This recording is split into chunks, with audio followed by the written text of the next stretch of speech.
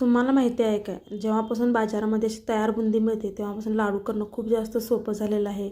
इथं मी अर्धा किलो बुंदी आणली होती बाजारातून. ती थोडीशी मोठी असते, त्याच्यामुळे मिक्सरमध्ये थोडंसं फिरवून घ्यायचं, जास्त बारीक करायचं नाही, मोठं मोठंच ठेवायचं भरड असं.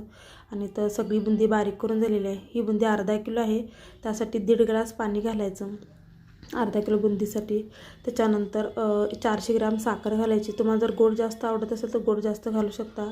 त्याच्यानंतर फूड कलर घालून घ्यायचा, केसरी कलर घातलेला आहे. मी मोतीचूरचे लाडू बनवणार आहे. मगज बी घालायचं आणि याला छान अशी उकळी काढायची. फक्त उकळी काढायची. साखर थोडीशी चिकट झाली की गॅस बंद करायचा आणि याच्यामध्ये जे बुंदी आहे ती घालून घ्यायची. बुंदी घातल्यानंतर हळूहळू हे मिश्रण थोडं थोडं घट्टसर व्हायला लागतं. आता आपण याच्यामध्ये विलायची पावडर घालून घ्यायची आहे. त्याच्यानंतर 4 ते 5 चमचे तूप पण घालायचं. हे सगळं घालून पुन्हा एकदा मिक्स करायचं आणि जोपर्यंत बुंदी पूर्ण पाक शोषून घेत नाही तोपर्यंत तसंच ठेवून द्यायचं. त्यानंतर मिश्रण थोडं कोमट झाले की आपण याचे लाडू बांधून घ्यायचे. जर तुम्हाला पाहिजे असेल तर तुम्ही तूप अजून थोडंफार घालू शकता. मी त्यानंतर अनेक 2 चमचे तूप घातलं होतं आणि मस्त असे याचे लाडू बांधून घेतले होते.